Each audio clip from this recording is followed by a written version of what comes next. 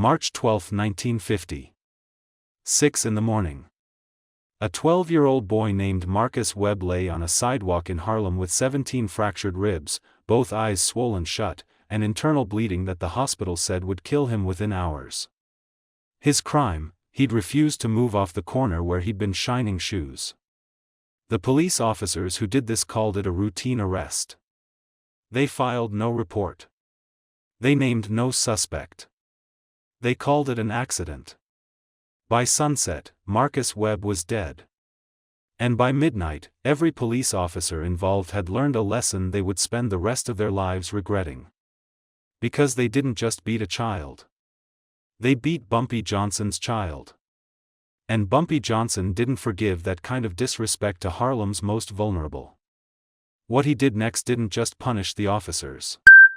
It created a division in the NYPD that still exists today. Marcus Webb was born in 1938 in Harlem Hospital.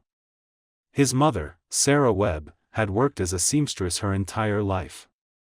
His father, James Webb, had died in a factory accident in 1945 when Marcus was 7 years old.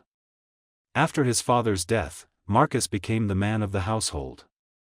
At 7 years old, Sarah worked 14-hour days, 6 days a week. She made barely enough to pay rent and put food on the table. Marcus understood this without being told. By age 9, he was shining shoes on 125th Street, the busiest corner in Harlem. He worked every morning before school. Every afternoon after school. Every weekend. He was the most reliable shoe shine boy in Harlem. People knew to come to Marcus's corner because his work was pristine. His brushes were clean. His polish was premium quality. He took pride in every shoe he touched. Teachers at PS 119 said Marcus was intelligent, quiet, careful. The kind of boy who listened more than he talked and noticed things other children missed. By age 12, Marcus had saved $1,000.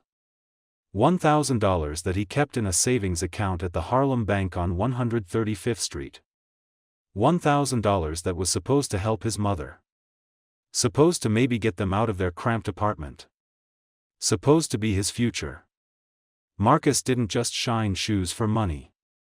He shined shoes because he understood that taking care of people, even their feet, was a form of respect. And in Harlem, respect was currency. Bumpy Johnson had noticed him.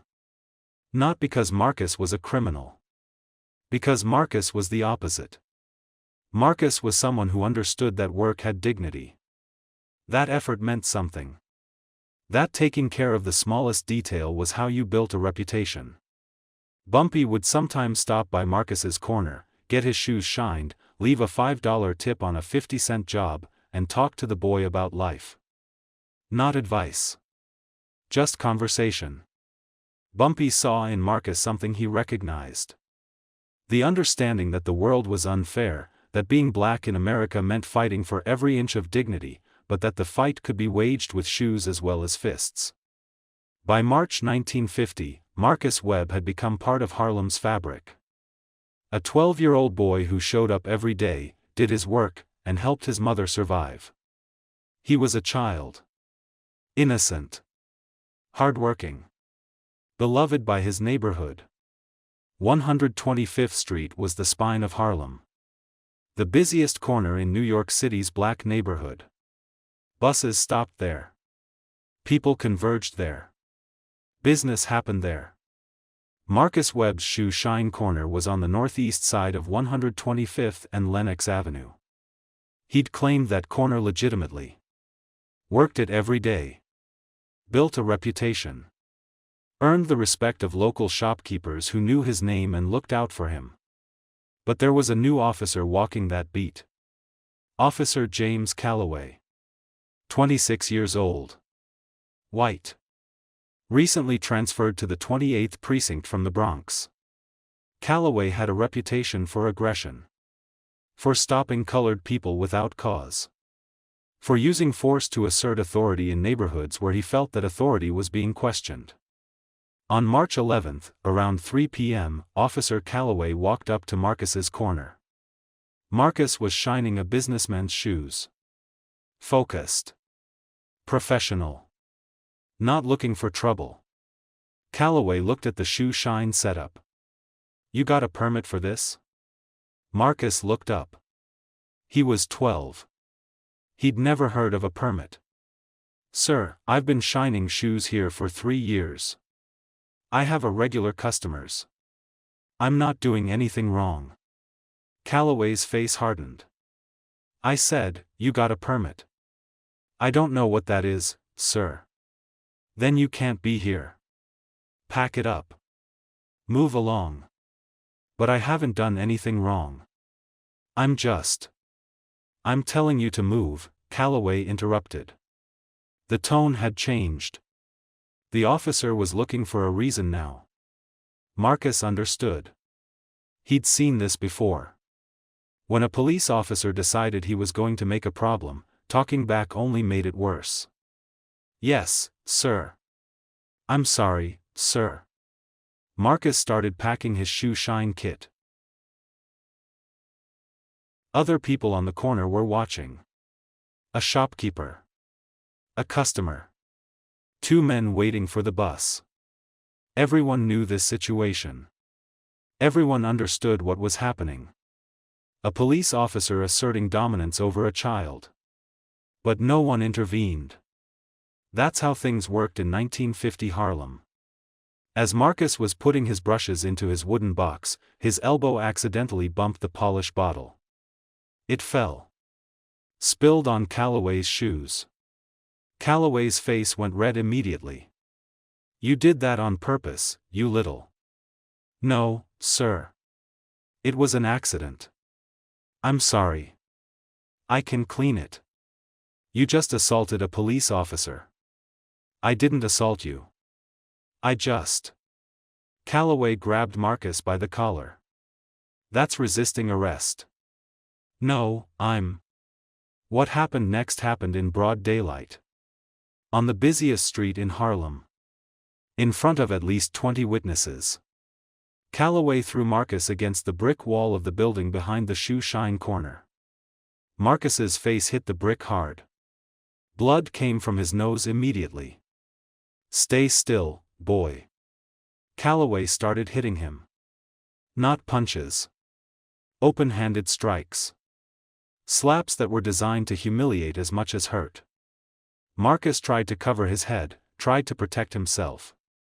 Calloway pulled his nightstick and started using it.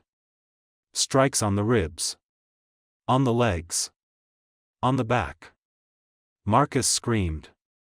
A shopkeeper ran to help. Calloway turned on her. Get back inside or you're next. The woman stopped. Didn't help. Didn't call anyone. Just watched. 2 other officers arrived. Officer Michael Dennis. Other people on the corner were watching. A shopkeeper. A customer. 2 men waiting for the bus. Everyone knew this situation. Everyone understood what was happening. A police officer asserting dominance over a child. But no one intervened. That's how things worked in 1950 Harlem. As Marcus was putting his brushes into his wooden box, his elbow accidentally bumped the polish bottle. It fell. Spilled on Calloway's shoes. Calloway's face went red immediately. You did that on purpose, you little. No, sir. It was an accident. I'm sorry. I can clean it. You just assaulted a police officer. I didn't assault you. Calloway grabbed Marcus by the collar. That's resisting arrest. No, What happened next happened in broad daylight. On the busiest street in Harlem. In front of at least 20 witnesses. Calloway threw Marcus against the brick wall of the building behind the shoe shine corner.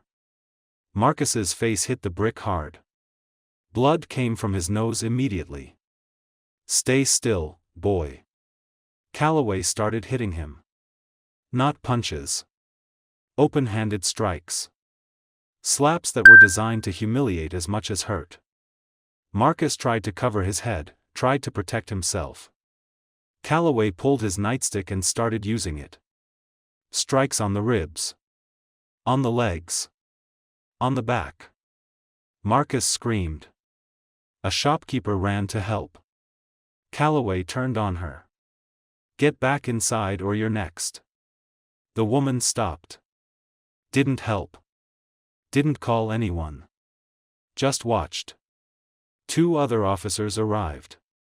Officer Michael Dennis and Officer Robert Sullivan. They'd been patrolling the same block.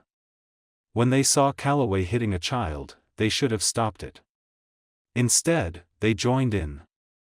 The 3 of them, 3 grown men, all armed, all wearing uniforms that represented authority, surrounded a 12-year-old boy and beat him with systematic brutality.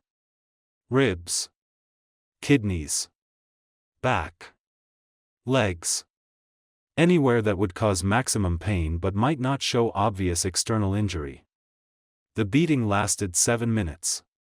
By the end, Marcus could barely breathe. His ribs were shattered. Internal bleeding had already started. He couldn't stand up. He couldn't see clearly. He couldn't do anything except cry and try to protect his body with his arms. Calloway stood over him, breathing hard. "That's what happens when you disrespect a police officer. Now get out of my sight." The 3 officers walked away. Left Marcus lying on the sidewalk. Didn't call an ambulance. Didn't offer medical attention. Didn't take him to a hospital. Just left him there. A woman from the neighborhood finally called an ambulance at 3:47 p.m. 15 minutes after the beating started. Marcus Webb arrived at Harlem Hospital at 4:15 p.m. The diagnosis was grim. 17 fractured ribs. 3 of them had punctured his left lung, causing internal bleeding. His kidneys were damaged. His spleen was probably ruptured. Without immediate surgery and transfusions, the doctor said, the boy would die by midnight. Sarah Webb arrived at the hospital at 4:47 p.m. She was hysterical. Her only son. Her 12-year-old baby. Beaten by police for no reason. A nurse tried to explain the injuries to her. "Ma'am, we're doing everything we can, but the damage is severe.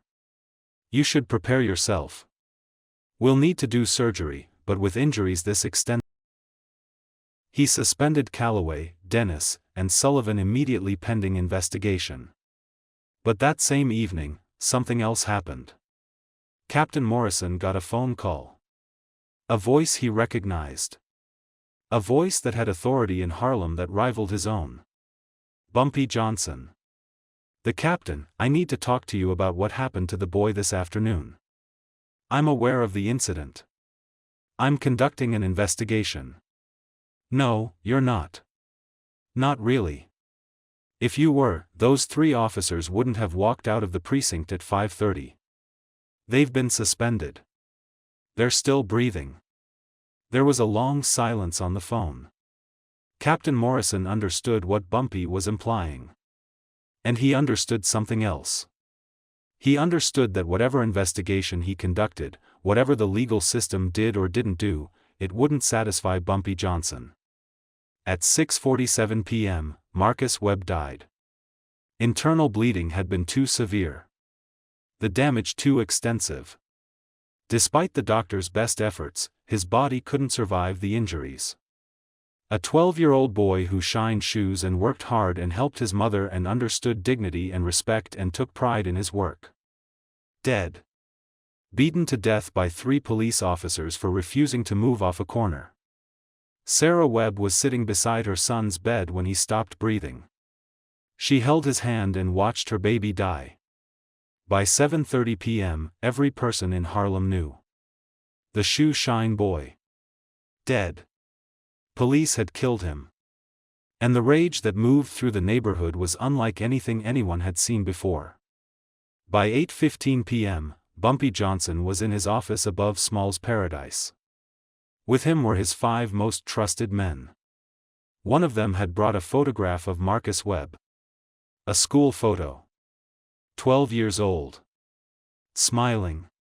Innocent. The way Marcus had looked before the beating. Bumpy stared at that photograph for a long moment. Then he spoke. "I want everything. I want to know who those 3 officers are. I want to know where they live. I want to know their families. I want to know their routines. I want to know every detail of their lives. And I want to know who else in that precinct knew what happened and did nothing." Within 2 hours, Bumpy had 40 pages of detailed information about Calloway, Dennis, Sullivan, and the 8 other officers in the 28th precinct who had covered for them. By midnight, Bumpy had made a decision. He wasn't going to kill them. That would be too quick. Too easy. That would let the system pretend it didn't know what had happened. Instead, Bumpy was going to expose them. He was going to document their crimes in such detail that the city couldn't ignore it. He was going to make it impossible for the NYPD to pretend they hadn't protected murderers. And he was going to do it in 72 hours. By midnight on March 12, Bumpy had 3 photographers and 5 reporters from the Amsterdam News following Officer Calloway. They documented his arrival at home. Documented his wife. Documented his children coming to the door to greet him, a man who'd beaten a child to death and gone home for dinner. They photographed him the next morning going to the precinct. They photographed his colleagues arriving for shift change. Officers who knew what had happened and did nothing. By 9 a.m. on March 13, the Amsterdam News had a story. Headline: Child murdered by police. No charges. The story detailed Marcus Webb's life. His work. His dreams. His potential. The story named all 3 officers who had beaten him. The story named Captain Morrison who had suspended them but done nothing else. The story included the sworn statements from 23 witnesses. The story was scheduled to publish in the afternoon edition. At 10:30 a.m., Captain Morrison received another phone call from Bumpy Johnson. "Captain, you're going to want to prepare a statement. The newspapers are about to publish the story of what happened to Marcus Webb. And they're going to name everyone involved. Wait. If you give them that story. It's already given, Captain. The question is what you're going to do about it." By noon, the Amsterdam News hit the streets. By 1 p.m., other newspapers had picked up the story. By 2 p.m., the police commissioner was fielding calls from city council members, from the mayor's office, from federal law enforcement asking why a child had been beaten to death by police. By 3 p.m., an internal affairs investigation had been opened. By 4 p.m., the 3 officers were being interrogated by investigators from headquarters, not from their own precinct. By 5 p.m., Officer James Calloway, Officer Michael Dennis, and Officer Robert Sullivan were being suspended without pay pending criminal investigation. But that was just the beginning. Over the next 72 hours, Bumpy's investigation revealed something the city couldn't ignore. That the beating of Marcus Webb wasn't an isolated incident. It was part of a pattern. Calloway had been reported 12 times in his first year for excessive force. 12 reports. 12 complaints. All of them dismissed. Dennis had been reported 9 times. All dismissed. Sullivan had been reported 6 times. All dismissed. And they'd all dismissed those reports because the precinct captain at the time, a man named Harold Walker, had protected them. Bumpy leaked that information to the press. He leaked information about other beatings. Other children. Other citizens who'd reported police abuse and watched it disappear into a system designed to protect officers, not civilians. He leaked information about the pay-to-play system where certain officers could operate with impunity if they paid off their captains. He leaked information about officers assigned to precincts with histories of civilian complaints being deliberately kept because they generated revenue for the precinct through settlements paid to avoid lawsuits. By the 3rd day, the story had become impossible for the city to contain. The mayor held a press conference. The police commissioner announced that the department would be conducting a comprehensive investigation into the culture of the 28th precinct. 3 officers were criminally charged with assault resulting in death. 2 police captains were reassigned pending investigation of corruption. And most importantly, the city announced the creation of a new department within the NYPD. The Internal Affairs Division.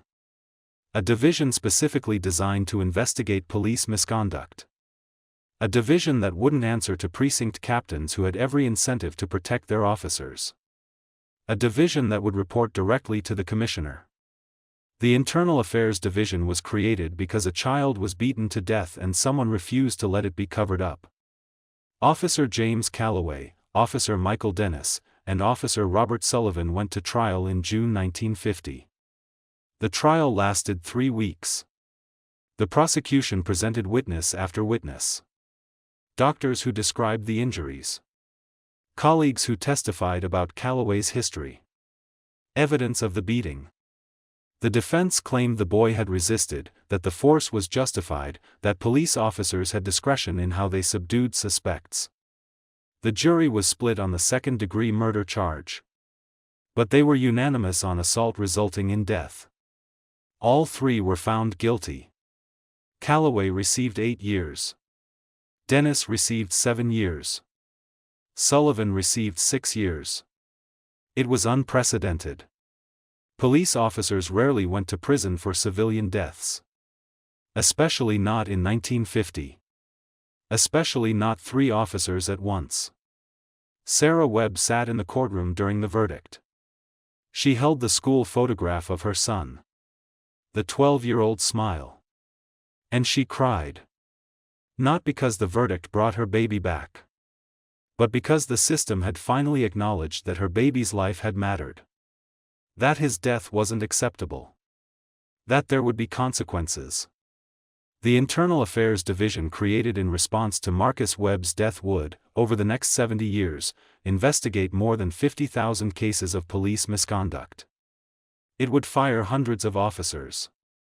It would prevent thousands of beatings that might have otherwise occurred. It would save lives. Not because the system became perfect. It didn't. Police misconduct still happened. Still happens. But because someone, in this case, a criminal named Bumpy Johnson, refused to accept that a child's death could be hidden. Refused to accept that the system was designed to protect its own. Refused to accept that justice was optional. Calloway served 6 years before being released on parole. He died in 1978.